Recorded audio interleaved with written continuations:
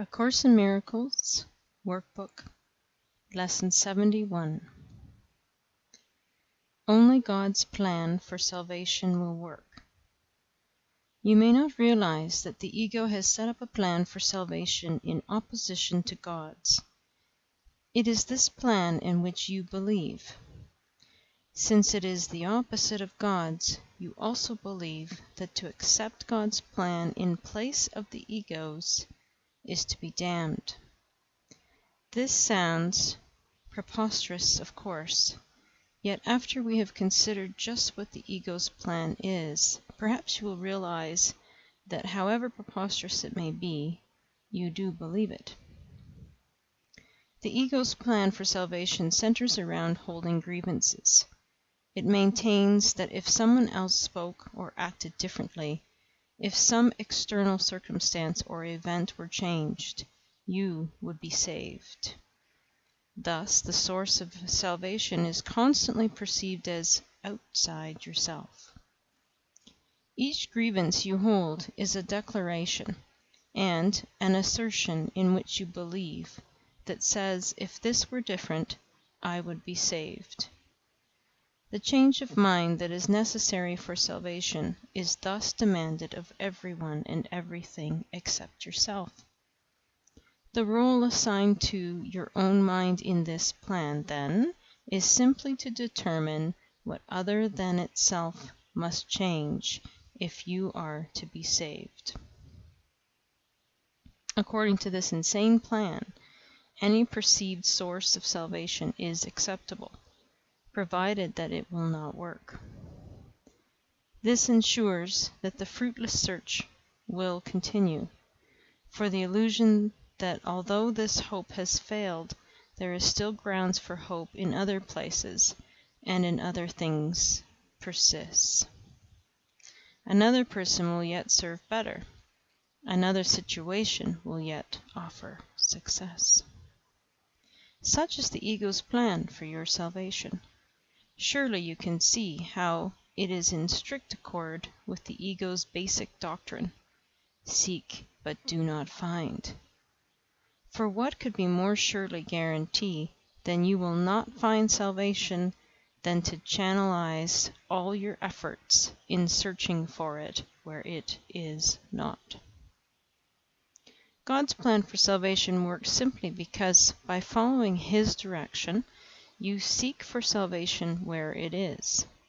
But if you are to succeed, as God promises you will, you must be willing to seek there only. Otherwise, your purpose is divided, and you will attempt to follow two plans for salvation, which are diametrically opposed in all ways.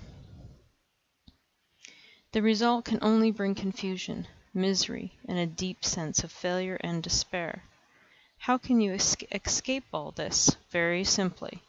The idea for today is the answer. Only God's plan for salvation will work. There can be no real conflict about this, because there is no possible alternative to God's plan that will save you. His is the only plan that is certain in its outcome.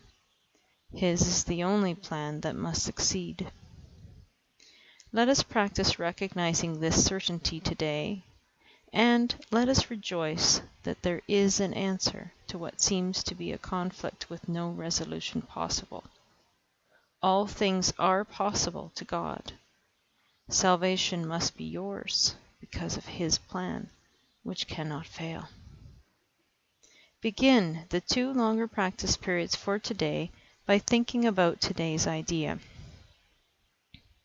and realizing that it contains 2 parts, each making equal contribution to the whole.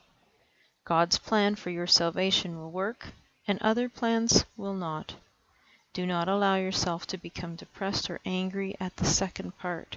It is inherent in the first.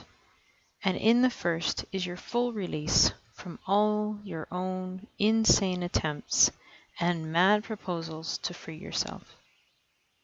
They have led to depression and anger, but God's plan will succeed. It will lead to release and joy. Remembering this, Let us devote the remainder of the extended practice periods to asking God to reveal His plan to us. Ask Him very specifically, what would you have me do? Where would you have me go? What would you have me say? And to whom? Give Him full charge of the rest of the practice period. And let Him tell you what needs to be done by you in His plan for salvation, in His plan for your salvation. He will answer in proportion to your willingness to hear His voice. Refuse not to hear. The very fact that you are doing the exercises proves that you have some willingness to listen. This is enough to establish your claim to God's answer. In the shorter practice periods, tell yourself often that God's plan for salvation, and only His, will work.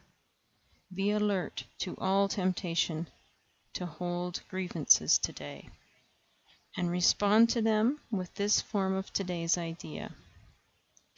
Holding grievances is the opposite of God's plan for salvation, and only His plan will work.